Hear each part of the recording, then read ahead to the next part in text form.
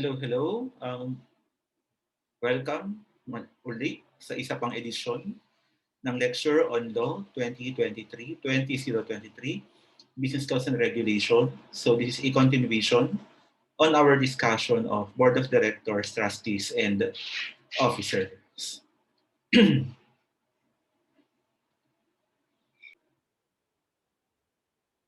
Tayo ay magtutuloy sa Section 26 ng Revised Corporation Code. Dito, pag-uusapan sa section na ito, na provision na ito, yung disqualifications ng isang para maging isang director, trustee, or officer ng isang corporation. Sabi ng Section 26, a person shall be disqualified from being a director, trustee, or officer of any corporation if within 5 years prior to the election or appointment as such, the person was. So, i-enumerate natin. So, sinasabi dito na kung ang mga sumusunod, yung mga makikita natin dyan, ay present within 5 years. So, ibig sabihin, meron siyang tawag dito, reckoning period. Meron siyang tinitignan na panahon kung kailan nangyari yung mga disqualification. Ibig sabihin, kung yung disqualification ay kahit naging present siya, pero nangyari naman siya 6 years ago or 10 years ago, then hindi disqualified itong tao na ito para siya ay maging o magsilbing director, trustee, or officer ng corporation na yun.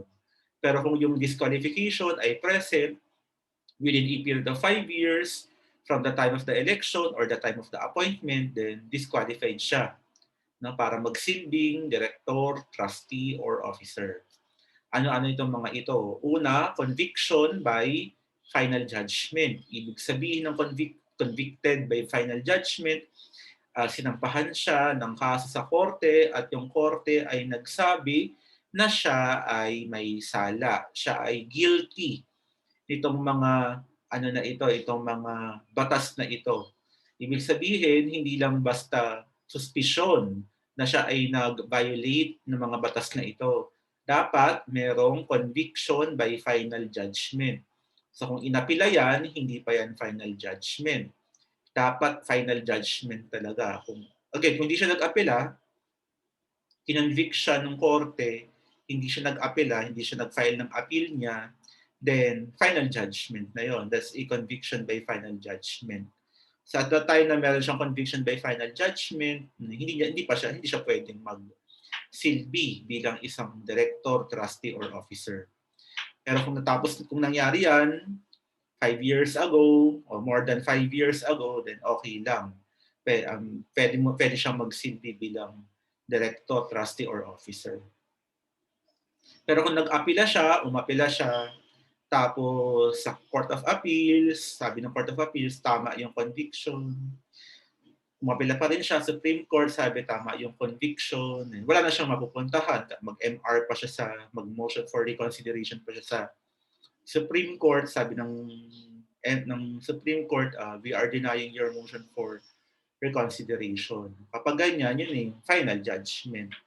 Doon pa lang ngayon lalabas yung prohibition. Kasi for the prohibition to apply, dapat siya ay final judgment. Ng alin? Ng anong mga batas? Una, of an offense, punishable by imprisonment for a period exceeding 6 years. So maaaring ito ay yung mga kaso na makikita natin sa revised penal code. Yung batas natin ng mga krimen. Hindi natin kailangan isa-isahin yun dahil mauubos ang oras natin para lang aralin yung mga krimen. Pero yung number 1, hindi siya nag-distinguish kung anong klaseng krimen doon sa revised penal code o kung ano pa mang ibang batas.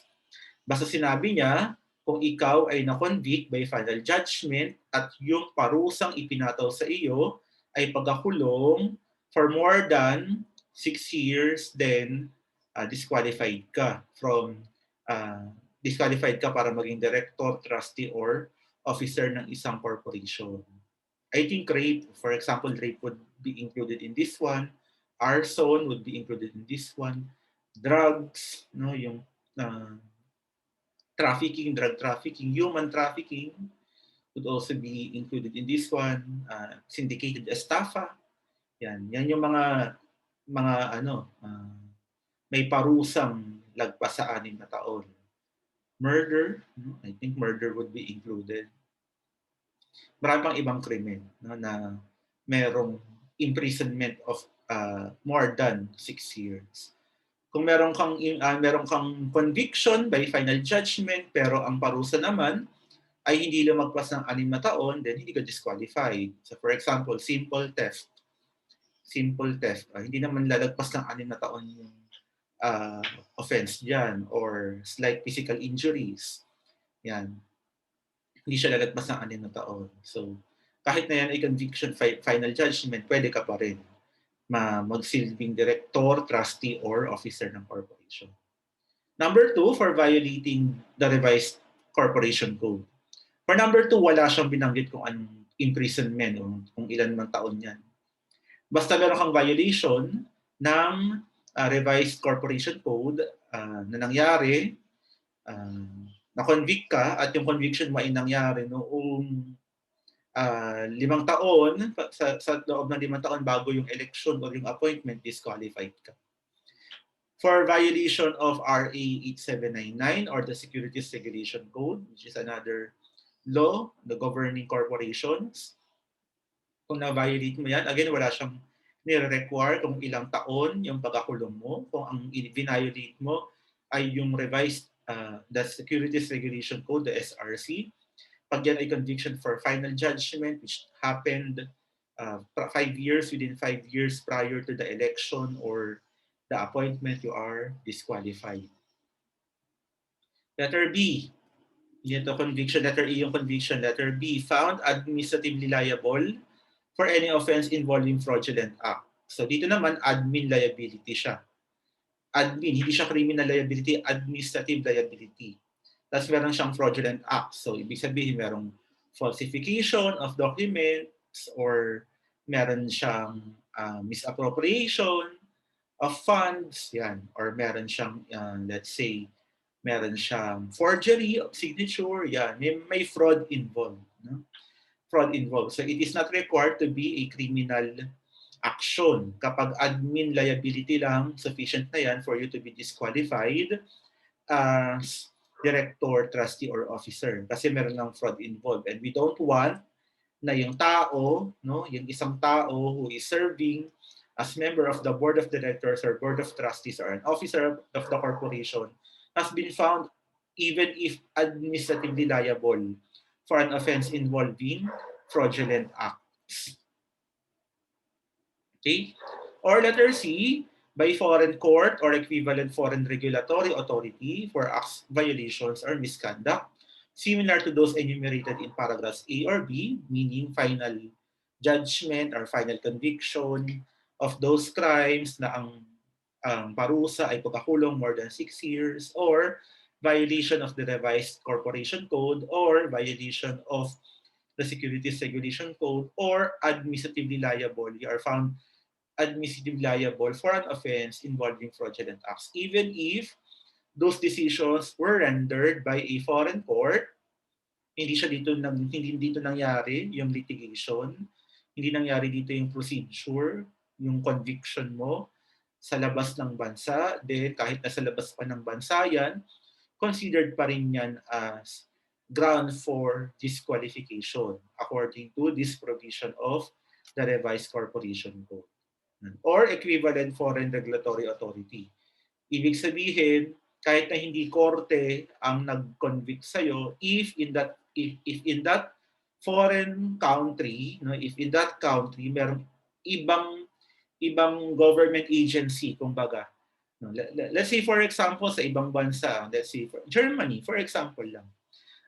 Actually, this is not an actual example, theoretical example lang. For example, in Germany, yung mga violations ng revised corporation, yung corporation code in Germany, for example, yung equivalent na law doon, ang nag-handle ay yung equivalent na SEC. Kung merong SEC sa Pilipinas, for example lang, may SEC din sa, let's say, sa Germany. Ngayon, kung sa kanila, yung SEC ang ang gumaganap o yung siya yung magdidinig, siya yung didinig ng kaso, at siya yung magre-render ng decision, then so be it. If that is their law, kung merong violation ng equivalent na corporation code in that foreign country, then it will be considered as ground for disqualification. Even if hindi court yung nag-render nung conviction or ng decision or ng administrative liability, nag-render ng decision finding that person administratively liable for an offense involving fraudulent act. So, yun, hindi mo pwedeng sabihin, hindi naman korte yun. Kung ako, nyari ako yung tao na pinapa-disqualify. Hindi ko pwedeng sabihin na, ay, hindi naman korte yung nag-convict sa akin doon sa sa Madagascar, for example. Hindi naman korte yun. Sabi ng Section 26, kahit hindi siya korte, if it is an equivalent foreign regulatory authority, then that will still serve as disqualification, ground for disqualification. The foregoing is without prejudice to the qualifications or other disqualifications which the Securities and Exchange Commission, the primary regulatory agency, or the Philippine Competition Commission may impose in its promotion of good corporate governance or a sanction in its admin proceedings. So sabi dito, although meron tayong nakalagay, sabi niya, although meron tayo dito sa Section 26 ng mga grounds for disqualification, hindi ito hadlang para magbigay daan doon sa SEC, doon sa regulatory agency, for example, the BSP, the Insurance Commission, the Philippine Competition Commission, na magbigay ng ibang qualification or grounds for disqualification. Meron lang tayo ditong fixed, meron lang tayo ditong given. Ito na, talaga itong mga to, disqualification siya. Pero hindi lang ito ang grounds for disqualification. If merong issuances yung SEC for additional grounds for disqualification, or kunyari bangko ka, yung corporation ay bangko, tapos syempre governed siya by the BSP, then pwede mag-provide yung BSP ng additional qualifications or disqualifications. Kung ang corporation na pinag-uusapan natin ay isang insurance company, then siya ay governed ng Insurance Commission, then the Insurance Commission, just like the BSP, can provide for additional qualifications or disqualifications. So for example, BSP, dapat bago ka mag-serve as president, dapat merong kang 10 years of experience in the banking industry. For example lang. I'm not saying na yun. But that is a reasonable requirement. Diba? Kasi if you are to head a banking, if you are to serve as president of a bank na nag-ooperate sa buong Pilipinas, for example, it is reasonably expected that you should know what you will be doing. Hindi yung wala kang kaalam-alam dun sa practices, dun sa regulations ng isang bangko. So it may be allowed that the BSP will impose additional qualifications. Okay lang yun. Yun yung point ng Section 26. Or if you are to serve as the president and CEO of an insurance company, then the Insurance Commission may add a disqualification. Sabihin niya na, hindi pwede mag-serve as president ng isang insurance company yung mga nahatulan na nag-violate ng Insurance Code of the Philippines. Again, that is a reasonable disqualification, di ba? Ba't mo nga naman iaalaw ang isang tao na maging presidente ng isang insurance company kung nahatulan siya ng tawag dito, ng pag-violate or paglabag ng batas natin patungkol sa insurance. So, reasonable lang naman. Okay? Section 27, any director or trustee of a corporation may be removed from office by a vote of the stockholders holding or representing at least 2/3 of the outstanding capital stock, or in a non-stock corporation by a vote of at least 2/3 of the members entitled to vote, provided that such removal shall take place either at a regular meeting of the corporation or at a special meeting called for the purpose, and in either case, after previous notice to stockholders or members of the corporation of the intention to propose such removal at the meeting. So bago tayo magtuloy doon, meron daw paraan para mapatanggal mo sa posisyon yung hinalal na ninyong director or trustee ng isang corporation. So pwede mo siyang patanggal. Remove. Ano yung vote required para mapatanggal mo siya? 2/3 of the outstanding capital stock. 2/3 of the outstanding capital stock. Hindi 2/3 ng mga stockholders. Ha? Kung non-stock yung corporation, that would be true. Pwede mong sabihin 2/3 of the members. Pa isa-isa. O kunyari 100 sila, 2/3 ang required. Ilan yung 34? Ay, di. 67. 2/3, 67. Kung 100 sila, pwede yun, 67. Pa isa-isa kasi one member, one vote. Pero kung stock corporation yan, hindi ka nagre-refer sa mga stockholders as individual votes. No? So yung dami ng kanilang shares in that corporation ay kasama sa pag-determine ng 2/3 na ito. Maaaring dalawa lang sila out of the 100 pero they already represent 2/3 of the outstanding capital stock. Maaari yun. Okay? Sa stock corporation, 2/3 of the outstanding capital stock. Kapag non-stock corporation, 2/3 of the members entitled to vote. Pero para mangyari yan, dapat yung proposal, no, yung proposal para tanggalin yung tao na yan, o yung director na yan, or yung trustee na yan, ay dapat mangyari sa isang meeting. Meeting. Meron tayong separate topic on meetings. May dalawang uri ng meeting, regular meeting or special meeting.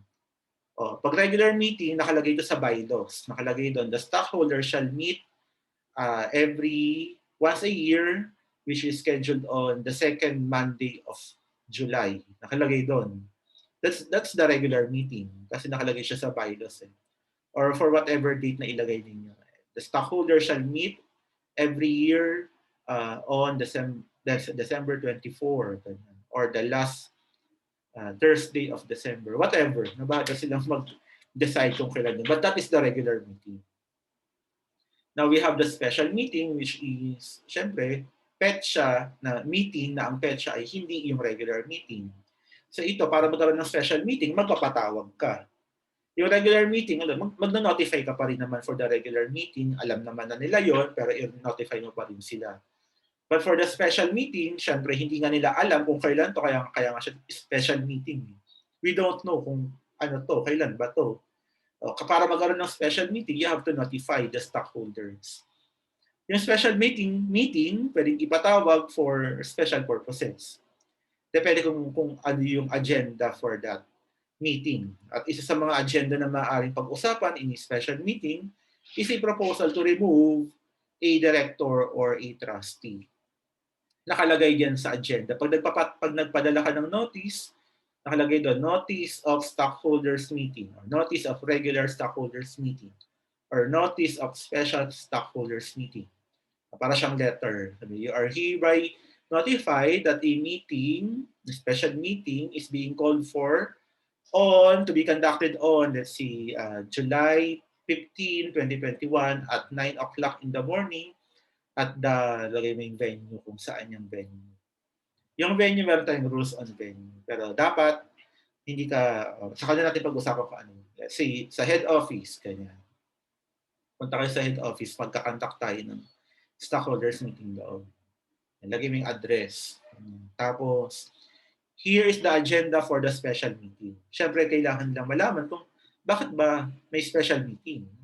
Lagay mo doon, 1, 2, 3, 4, kung marami kang agenda, pero kung ang proposal mo ay, kaya may special meeting ay dahil merong proposal para ipatanggal yung isang member ng board of director or board of trustees, then you have to indicate it there. Medyo awkward, pero ganun nga, lalagay mo doon.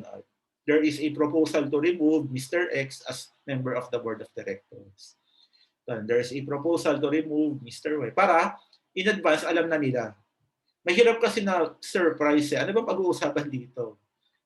Tatanggal natin si Mr. X as member of the board of directors. Magkakabiglaan pa. At least, no, i-notify mo sila in advance, wala nang surprise, nakapag-isip na sila. No? Hindi na matatagalan yung thought process na tatanggalin ba natin siya o hindi. At least alam mo na, nakapag-isip ka na ahead of the meeting, kung ikaw yung stockholder, yung consideration na, magde-decide ako 2 weeks from now kung tama ba o hindi na manatili si Mr. X as member ng stockholder, member ng board of directors. Okay? A special meeting of the stockholders or members for the purpose of removing any director or trustee must be called by the secretary upon order of the president or upon a written demand of the stockholders representing or holding at least a majority of the outstanding capital stock or the majority of the members entitled to vote. So dito yung call, yung notice, sino bang magpapatawag ng meeting? Yung secretary. Hindi kung sino-sino. Secretary. Upon the order of the president. Pero kung ayaw nila, what if yung secretary mismo yung papatanggal mo, syempre tatanggi siya or the president upon the written demand of the stockholders representing at least a majority of the outstanding capital stock or majority of the members entitled to vote. Para makapagpatawag ka ng meeting, kailangan ng majority vote. Para matuloy yung removal, kailangan mo ng 2/3 vote. Yan. Para matanggal siya. 2/3 vote ang kailangan para matanggal siya. Pero para mapatawag yung meeting, majority lang. Majority lang. Papatawag ka pa lang naman ng meeting. Hindi pa naman siya pinapatanggal. Although, nakalagay doon sa patawag mo ng meeting na ang purpose po para dahil kaya nagpapatawag ng meeting ay para tanggalin si Mr. X. Alam na nila.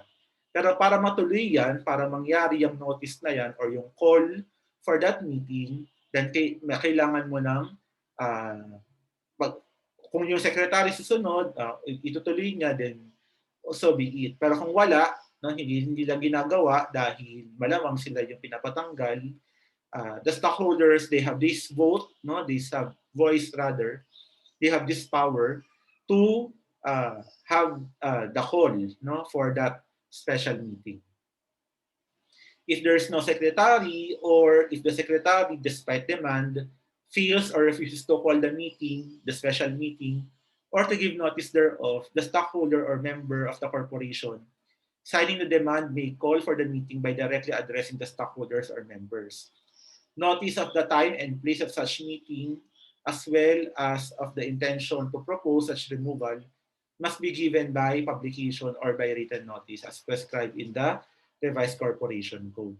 Yan. Pwedeng stockholder ang magpadala na mismo ng meeting. Kung ayaw o tumatanggi, yung tawag dito, yung corporate secretary to perform his or her task. 27 pa rin. 27 pa rin. Removal may be with or without cause, provided that removal without cause may not be used to deprive minority stockholders or members of the right of representation to which they may be entitled under Section 23 of the Code. Ang sinasabi lang dito, ano ba yung grounds para mapatanggal mo siya? Sabi dito, it may be with or without cause. Pwedeng meron o walang dahilan. Patanggal mo siya, meron o walang dahilan. Basta ayaw na ng mga stockholder, meron man o walang dahilan, pwede mo siyang patanggal. Pwede mo siyang pa-remove. Pero, sabi niya dito, hindi mo pwedeng patanggal yung representative ng minority stockholders without cause. Ibig sabihin, kung ang inyong intensyon, ang inyong purpose ay patanggal yung representative, yung director na binoto ng mga minority stockholders, dapat ang pagpapakatanggal sa kanya should be with cause. Hindi siya pwedeng without cause. Pero kung majority yung member ng board of directors na binoto ng majority stockholders, so siya yung representative ng majority stockholders, then yung director na yan may be removed with or without cause. If representative ng minority stockholders, hindi siya pwedeng patanggal without cause. Dapat patanggal mo siya with cause. The Commission, the SEC, shall motu proprio, on his own, ibig sabihin ng motu proprio, siya lang yung nag-decide sa sarili niya, or upon verified may ibang tao na nagsumbong or nag-file ng complaint sa SEC, and after due notice and hearing, order the removal of a director or trustee despite the disqualification, or whose disqualification arose or is discovered subsequent to the election. So nagkaroon ng disqualification, sinong pwede magtanggal? Pwedeng ang magtanggal ay yung SEC mismo kahit wala nagsusumbong. Yung ibig sabihin ng motu proprio. Upon its own discretion, motu proprio. Or may nagsumbong, verified complaint. May nagreklamo, verified complaint. Pero hindi automatic yan. Meron tayong due process requirement. After due notice and hearing. Sabihin ng SEC, Mr. X, may nagsampa dito ng verified complaint para patanggal ka bilang director or trustee. Yan. Sabi dito, ganito daw, etc. etc. Ano sabi mo dito? Totoo ba to o hindi? Pakita mo ebidensya mo. After mapakinggan yung dalawang panig, then the SEC can now decide if tatanggalin ba siya o hindi. The removal of a disqualified director shall be without prejudice to the other sanctions that the Commission may impose on the Board of Directors or Trustees who, with knowledge of the disqualification, fail to remove such director or trustee. Dito, kasi pag Board of Director kayo, Board of Directors kayo, Board of Director, you act as one. Ano kayo, collegiate body kayo. Ibig sabihin, kung yung isa, si A to E, for example, yung directors natin. Si E, ino-authorize na yung mga acts na criminal in nature.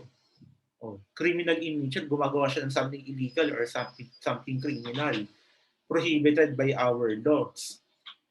Kung ando doon yung ibang miyembro, dapat pigilan nila. No? Dapat, kung alam mo, dapat ikaw mismo kumilos ka, ay kailangan natin siyang pigilan din sa ginagawa niya. Although hindi mo naman siya tinutulungan, no? Hindi mo naman siya, hindi mo naman siya, hindi ka naman nakipag-conspire sa kanya, no? Pero hindi ka pwedeng manahimik, kumbaga. Dapat kung aware ka na merong disqualified dapat dito na member ng Board of Directors, you are aware na merong ground for disqualification, dapat ikaw mismo ang kumilos. No? Kasi kung papabayaan mo siya, parang kinukonsinte mo na merong miyembro ng Board of Directors na disqualified. No? So maaari na yung SEC ay patawan din ng corresponding sanction or penalty itong mga member ng Board of Directors na hindi naman disqualified, pero wala silang ginawa kahit alam nila na merong naupo na miyembro ng Board of Directors na supposedly disqualified, pero hindi sila kumilos. Kumbaga, hindi kinonsinti nila na meron silang kasamang disqualified na member ng Board of Directors. Anong mangyayari kung nagkaroon ng vacancy? Any vacancy occurring in the Board of Directors or Trustees, other than by removal or expiration of term, may be filled by the vote of at least a majority of the remaining directors if they still constitute a quorum. Otherwise, the said vacancies must be filled by the stockholders or members in a regular or special meeting called for that purpose. Ano ibig sabihin nito? Let's say, ang ating mga miyembro ng Board of Directors ay 1, 2, 3, 4, 5, 6, 7. A, B, C, D, E, F, and G. Pito sila. Okay. Si F, pito sila muna. Yun muna, pito. Ano ang quorum ng pito? Ang quorum ng pito ay 4. 4. Okay. What if, because of let's say, because of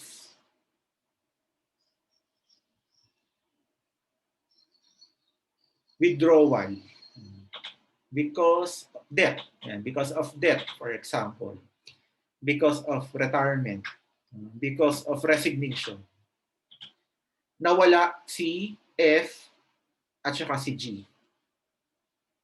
Again, ang ground nila ay hindi removal at hindi expiration of term. Hindi removal, hindi expiration of term. Ang naging ground kung bakit nawala si F and G ay dahil namatay siya, or dahil siya ay nag-resign, dahil siya ay nag-retire. Ayaw niya na. Nag-withdraw siya from being a member of the Board of Directors or Board of Trustees. Okay. Si F at saka si G. Ilan ang naiwan? Sino-sino ang naiwan? Si A, B, C, D, and E. Ilan sila? 5 sila. Dahil 5 sila, they still constitute a quorum. Bibilangan mo pa rin yung mga empty, yung mga vacant seats. Yung seats ni F at saka ni G. 7 pa rin naman yung board. Hindi naman magbabago yung number ng board of directors, no? Kasi nasa ano yan, articles of incorporation yan. So kahit wala si F at si G, yung number of seats in the board of directors ay 7 pa rin. At ang quorum ng 7 ay 5. So ibig sabihin, they still constitute a quorum. The remaining members of the board of directors, that is A, B, C, D, and F, they still constitute a quorum. Ano ibig sabihin kung if they still constitute a quorum? A, B, C, D, and E can vote amongst themselves, sila, para punan yung mga seats na naiwan ni F and G. Sila lang yung magbobotohan. So pwede lang iboto, o si X na yung papalit dyan kay E. O si Y na yung papalit kay G. Okay lang ba yun? Okay lang. Bakit? Una mong titignan ay ano ang reason nung vacancy. Bakit ba nagkaroon ng vacant seats? Pangalawa, titignan mo kung yung naiwan na mga members ng board of directors ay meron pa ring quorum. Yan, dalawang titignan mo. Okay. Kay A, B, C, D, and E, ilang boto ang kailangan para makaupo si X o kaya si Y? 3. Hindi nila kailangang magboto unanimously. Kasi majority sila ng 7, 5 sila, majority ng 7. Sa 5 na yan, dapat majority ang bumoto para si X or si Y ay makaupo. So ibig sabihin kung si A ay agree na si X at si Y yung papalit, si B ay agree, si C ay agree, si D ay hindi agree, si E ay hindi agree, kahit na hindi agree si D at si E, okay lang. Makakaupo pa rin si X at si Y bilang kapalit ni F at saka ni G. Okay? Ibahin natin yung sitwasyon. What if si F ay natanggal because of removal? Si G ganun din, because of removal. Natanggal si F at si G because of removal. Anong removal? Ito yung removal na pinag-usapan natin dito. Yan, removal. Natanggal siya because of removal. Si F at saka si G was the positions or the seats held by F and G became vacant because of removal. Okay. So anong reason? Removal. Ngayon, kung removal yan, kahit na yung may iwan na miyembro ng board of directors ay quorum pa rin, kasi 5 sila eh. Yung vacant, yung F, yung pang-6 at saka yung pang-7. So majority pa rin sila. Pwede ba sila magbotohan para piliin kung sino yung papalit kay F at kay G? Hindi maaari. Hindi nila maaaring gawin yan. Even if they still constitute a quorum, they are not allowed to fill in the vacancy. Bakit? Because the reason for the vacancy ay removal. So, ibig sabihin, kung ang posisyon, kung ang member ng board ay natanggal because of removal, then it can only be filled up by the members of the stockholders na nagpatanggal sa kanya. Hindi pwedeng kayo din yung maiwan, kayo yung mga naiwan na magpapalit doon. Since kami nagtanggal sa kanya, kami din yung magpapalit. Kami dapat yung magbotohan para palitan siya. Yan. Either in a regular meeting or a special meeting. Actually, maaari din na at that time na siya ay pinatanggal, lagay mo dun sa agenda, magbobotohan din tayo ng kapalit niya. Maaari din yan para ano na, isahan na lang. Total, andun naman na yung mga stockholders of record, di ba? It's practical na after na siyang tanggalin, medyo awkward na lang, di ba? Kasi magkakasama ngayon yung tinanggal tsaka yung pinalit in one place. Pero allowed naman yun, wala nang pagbabawal dyan. Or expiration of term. No? Kasi ang term natin dito, ano nga ang term natin? 1 year, di ba? 1 year. So pag nag-expire na yon, ang maaari lang magpalit sa inyo, mga nag-expire na term, ay botohan uli. Di ba? Botohan. Hindi pwedeng kayo-kayo lang din yung, boto natin yung sarili natin para magtuloy-tuloy tayong miyembro ng Board of Directors. Bawal yun. Dapat botohan uli. When the vacancy is due to term expiration, the election shall be held no later than the day of such expiration at a meeting called for that purpose. When the vacancy arises out because of removal by the stockholders or members, the election may be held on the same day, ito binabanggit ko kanina, of the meeting authorizing the removal, and this fact must be so stated in the agenda and the notice of the said meeting. Lagay mo dun sa agenda doon, may meeting tayo on July 15, 2021 at 9 a.m. to be held on the, let's see, the auditorium of the ganto-ganto, of the oficina, head office located at 123 EDSA Quezon City, whatever. The agenda for the meeting are as follows. Number 1, 2, 3, 4. Number 5, proposal to remove Mr. X as member of the Board of Directors. Number 6, election for the replacement of Mr. X if ma-approve yung proposal to remove him. Siyempre, conditional yon. Ba't mo naman itutuloy na mag-election kayo kung hindi naman na-aprobahan yung removal niya. Siyempre, conditional yan. Pero at least ma-inform na sila na kung sakali na magkasundo, no, yung 2/3 vote, no, kunyari makuha yung 2/3 vote to remove Mr. X, then magtuloy din sila ngayon na palitan siya. Para wala namang vacancy na maiwan. In all other cases, the election must be held no later than 45 days, parang CCU, 45 days from the time of the vacancy. A director or trustee elected to fill up a vacancy shall be referred to as a replacement director or trustee and shall serve only for the unexpired term of the predecessor in office. So parang kung ako ay kapalit, syempre ang tawag sa'yo, replacement director or trustee. Pero do not expect that you will serve the full term. Now, you will only serve the remaining unexpired term. So kung isang buwan na lang yung isa-serve niya, election na uli, then isang buwan ka lang maging director or trustee. Kung 9 months pa yun, then you will serve that unexpired period of 9 months. Ganun yung mangyayari. Don't expect na, 1 year ang term, diba? So 1 year ako, hindi gano'n. Unexpired lang. However, when the vacancy prevents the remaining directors from constituting a quorum, an emergency action is required to prevent grave, substantial, and irreparable loss or damage to the corporation. The vacancy may be temporarily filled from among the officers of the corporation by unanimous vote of the remaining directors or trustees. Let's say si A, si B, C, D, E, F, and G. Ito sila, 1, 2, 3, 4, 5. 1, 2, 3, 6, 7. 5, 6, 7. Okay. Si G, si F, si E, at si D ay natanggal because of removal.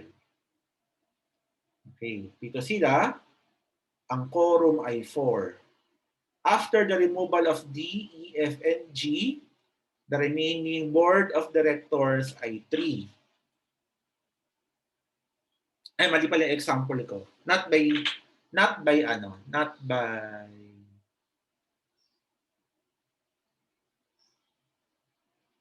paano ba ito i-example?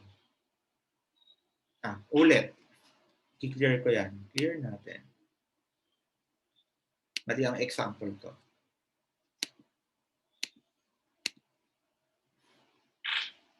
A, B, C, D, E, F, G. Okay. Si F at saka si G ay natanggal because of death. Namatay sila. Okay. Ito silang miyembro. Apat ang quorum. Dahil namatay si F at saka si G, ang naiwan ay 5. At dahil sila ay 5, they still constitute a quorum. Okay. At dahil ang dahilan ay hindi removal at hindi expiration of term, itong 5 na ito ay maaari magbotohan para palitan si F at saka si G. Paano mangyayari yun? Sabi nila, sige, palitan natin si F at si G. Bago mangyari yun, dapat may quorum sila. Ilan yung quorum? 3. Kaya lang, yung tatlong membro na kailangan natin ay hindi mangyari-yari. Hindi magkasundo-sundo, for example, yung kanilang schedule. Or si E ay may sakit, hindi maka-attend. Or si D ay out of the country. Ganon may mga dahilan. Si E available lang ng Monday, si B Tuesday lang. Si Wednesday, D Thursday, E Friday lang. Hindi nila mapunan yung vacancy. Merong nagpe-prevent. No? Merong mga reasons para hindi sila makapag-meet for the purpose of filling up the vacancy. Anong pwedeng gawin? Pwede na itong si F at saka si G ay palitan ng kung sino mang officer. Temporary lang. Temporary. Kung merong grave, substantial, or irreparable loss or damage to the corporation. In effect, it's an emergency situation. It's an emergency situation. Kailangan. So for example, andun si A at saka si B. Hindi sila quorum. No? Hindi sila quorum. Pero pwede silang magkaroon ng unanimous vote para i-appoint, for example, si X at saka si Y na mga officers. Sa officers ka lang kukuha, na mga officers ng corporation para temporarily maupo bilang kapalit ni F at ni G. So kapag nangyari yan, si A at saka si B at saka si X at si Y as temporary members, ilan na sila? 4. At dahil 4 na sila, quorum na sila nung 7.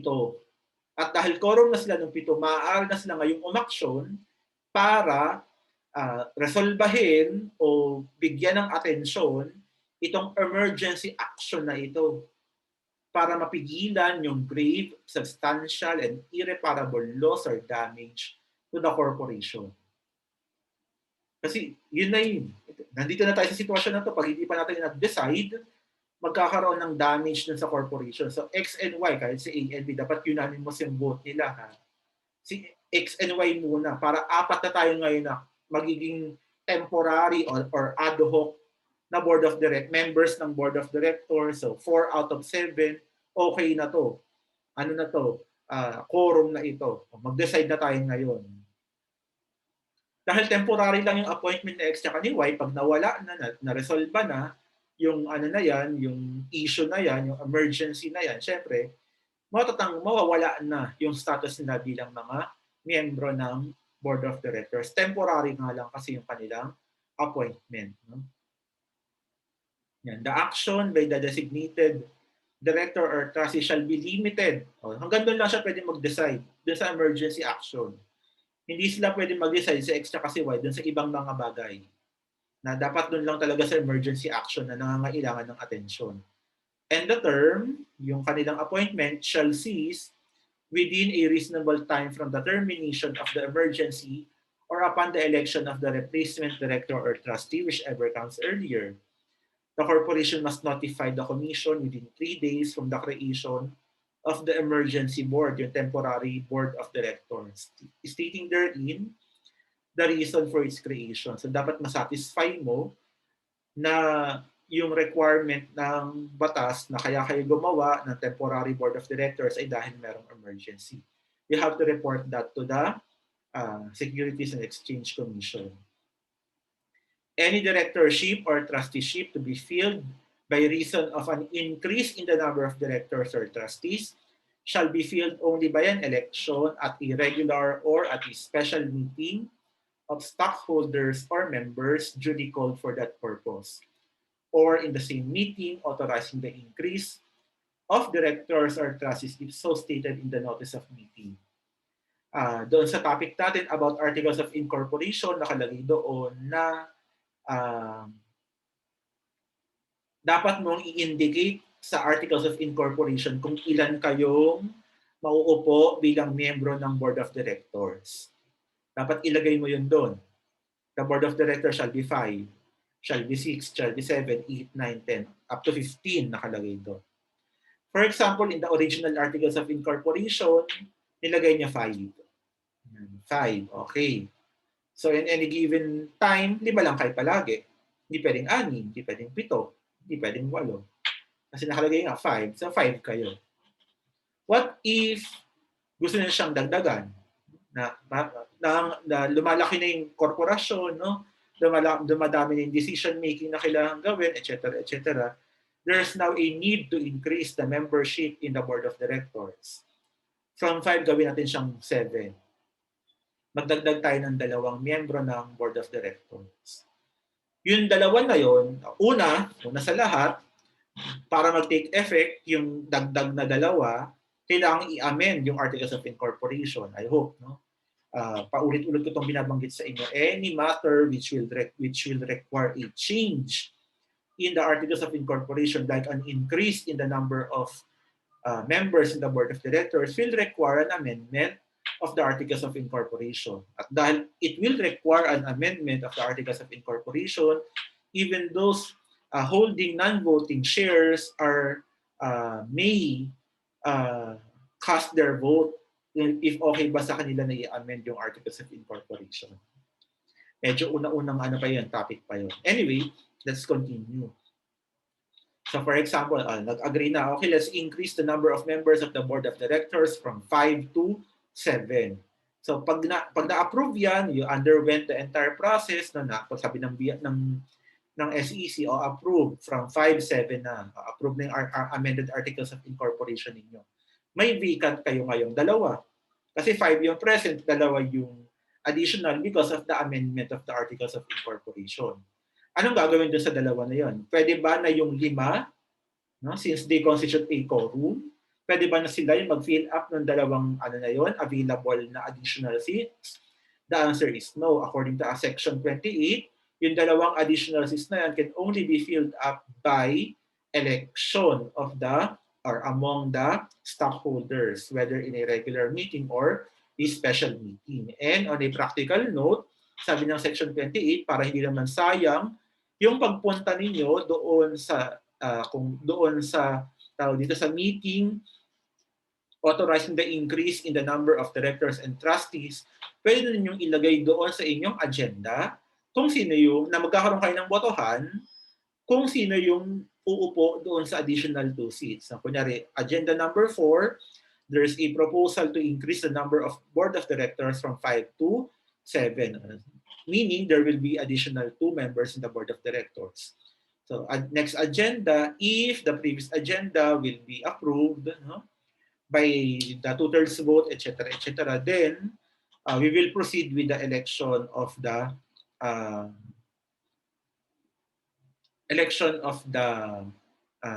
board of directors, members of the board of directors, which will or who will occupy the additional 2 seats. Lagay nyo na dun sa agenda para since ando naman na kayo, magbotohan na kayo. Since inaprubahan naman na ninyo yung increase, punan na ninyo yung additional seats. In all elections to fill vacancies under this section, the procedure set forth in section 23 and 25 shall apply. So, if you want to recall yung 23 and 25, you can listen to the lecture. Ayoko na siyang ulitin.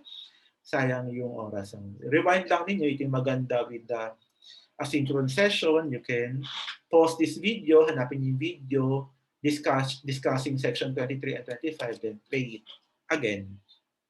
In the absence of any provision in the bylaws fixing their compensation, the directors and trustees shall not receive any compensation in their capacity as such, except for reasonable per diems or per dimes. So dito, kung gusto nyo ilagay sa bylaws, ilagay ninyo.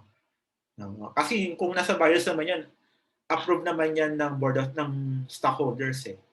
So, ibig sabihin, may consent. Nakikita nila yung sweldo ng members ng board of directors and board of trustees. Ilagay nyo sa bylaws kung pumapayag kayo na sila ay may sweldo. Pero kung wala, as a general rule, wala silang sweldo. Wala silang sweldo bilang director or trustee. Pag naupo ka bilang miyembro ng board of directors or board of trustees, wala kang sweldo bilang miyembro ng board of directors or trustees. Pero kung director ka at the same time president ka and CEO, may sweldo ka syempre bilang president or CEO. Kung ikaw ay nag-serve din bilang secretary, may sweldo ka bilang secretary or treasurer, chief financial officer, chief operating officer, chief compliance officer, yan. Head of the internal audit, etc., etc., chief compliance officer, may mga ganun-ganun, chief legal officer. Meron kang sweldo doon sa mga posisyon na yan. Pero as a general rule, bilang director or bilang trustee, wala kang quote-unquote compensation. Kasi hindi ka naman supposedly empleyado ng kumpanya. Director ka eh, trustee ka. You are exercising the powers of the corporation. So parang awkward na ikaw ay empleyado din ng corporation. Eh director ka nga or trustee ka nga. Pero kung meron yan sa bylaws, then so be it. The bylaws naman is approved by the members of the stockholders. Then nag-agree sila, then nag-agree sila. Kung wala sa bylaws, maaari naman silang tumanggap ng per diem. Pag per diem, allowance lang naman ito. Parang gas allowance lang. O attend ka for the meeting ng July, no? Parang pang merienda man lang or pang transportation mo man lang para makapunta ka dun sa opisina, mag-attend ng meeting. Yeah, may per diem ka. No? Para lang ma-reimburse kung baga yung mga gastos mo para umattend ng meetings ng board of directors. The stockholders representing at least a majority of the outstanding capital stock or majority of the members may grant directors or trustees with compensation and approve the amount thereof at a regular or special meeting. So kung gusto daw ng mga stockholders na bigyan ng sweldo itong mga directors or trustees, they may do so. Majority vote lang ang kailangan at kailangan lang gawin yan in a regular or special meeting. Alam na natin yung ibig sabihin. In no case shall the total yearly compensation of the directors exceed 10% of the net income before income tax of the corporation during the preceding year. So yung pinapasweldo daw, yung total ng mga pinapasweldo sa lahat ng direktor ay hindi maaaring lumagpas sa sukat na ito, 10% ng net income before income tax. O hanggang dun lang. So ang net income before income tax ay 1 million, then 10% of that is 100,000. Hanggang dun lang yung pwedeng compensation ng lahat ng directors. Okay? Lahat na yun ay hindi pa isa-isa. Directors or trustees shall not participate in the determination of their own per diem or compensation. So if the director or trustees participated, then it will take effect on the next set of members ng directors or trustees. Hindi para sa kanila yon, para sa sunod na director or trustees yon. Corporations vested with public interest shall submit to their shareholders and the commission an annual report of the total compensation of each of their directors. So ito yung mga public interest banks, insurance companies, utility companies. No? They are required to report yung sweldo ng kanilang mga directors or trustees. Okay.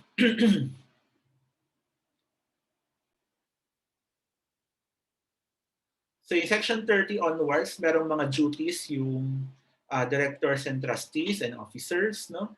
Yung threefold duties nila, we will yun yung remainder ng topics, but I will have to stop the in the meantime, the lecture in the meantime para hindi mahirap mag-upload. So for the remainder of this title ng Revised Corporation Code, see you on the next lecture video. Thank you for listening or watching this lecture video. Bye-bye.